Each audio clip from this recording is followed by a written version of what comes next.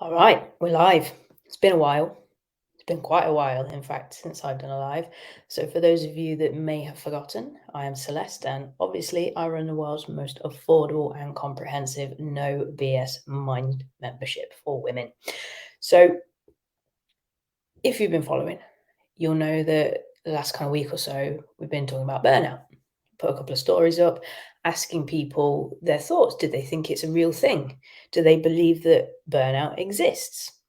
And in that poll, 75% of people said yes, they believe that burnout is a real thing, it exists, um, it's real.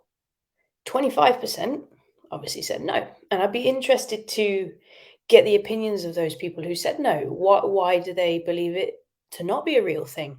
And I noticed when I was looking through the data, it's predominantly younger people, people who, I don't know, maybe they haven't experienced it yet, or it's just not something that's part of beliefs that they hold. They just believe it not to be true for whatever way, due to their own experiences or things in their life, whatever it is. More often than not, if you haven't personally experienced something or you don't know someone that's experienced it, it's easy to believe that it doesn't exist.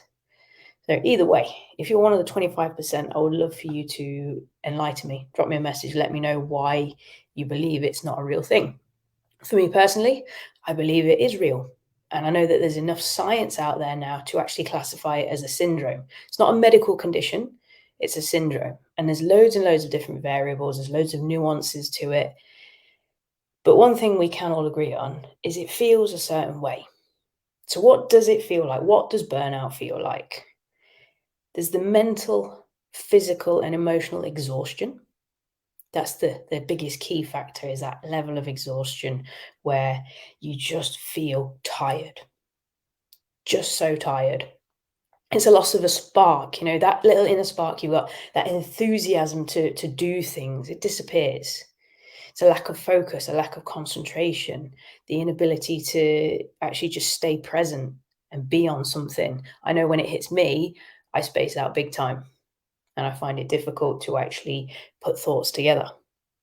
And of course, that makes it difficult to remain creative. You lose your creativity. If there is no enthusiasm, no spark, and you cannot focus, you lose your creativity. We've got a visitor. Nando, come in. Hello. We got a puppy dog. We got a puppy dog. Hello, baby. You've got terrible timing. You say hello. Oh, hello. Good boy. Anyway, where was I? If it's not burnout distracting you, it's dogs. So it's a lack of creativity. If you're someone who prides themselves on their ability to create in whatever way that is, then you're going to be stuck, and then work becomes very difficult.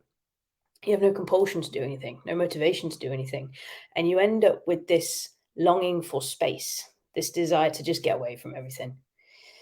And then, of course, physical symptoms, poor sleep, which only serves to make things worse, because if you're not sleeping, the tiredness is just going to get worse and worse and worse. It's not uncommon to end up with aches and pains because your body is just massively inflamed and your nervous system is working way too hard. And then, of course, headaches, stomach issues, all kinds of stuff. And a lot of these kind of symptoms can closely replicate some of the symptoms of depression. And of course, they're two different things. But the key differentiating factor is the ability to bounce back. With burnout, you can step away from it. You can do some work to recover and it will get better. With depression, it's a little bit more complicated. And I think in both instances, at least this is my experience, you find yourself asking, what's wrong with me? Like, I'm functioning, but I'm not. And the meme I shared yesterday sums it up perfectly. It's a picture of a vending machine with a little poster on it that says I'm working, but the light's not on. And I think that's it. That hits it on the head. You continue to work, you continue to do what you need to do, you function, but everything is very meaningless. Everything is difficult. And like I said, it's something you can bounce back from. Burnout is something that you can recover from and you can learn to manage. It's something that you can do on a weekly basis, monthly basis, whatever it is, to actually heal your nervous system and then get to know your own personal triggers, the things that actually bring it out in you. And I have some free training on that. There's no emails, no opt ins. You don't have to give me anything. It's literally just a page of useful training for you to learn how to manage your triggers and your own burnout recovery.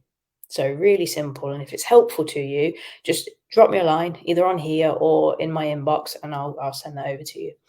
I'd also love to know your own personal experiences with burnout. How do you manage it? How does it feel for you? And like I said, if that's something you want a bit of help with, just let me know and I'll give you the training. But let's get on this. If you're one of the people who said, no, I don't believe it to be real, let me know why. Let me know your thoughts around that. If you're one of the people who said, yeah, it is real, then share your experience, share what it feels like for you. I love to see that. I love to go through and read it. So let me know.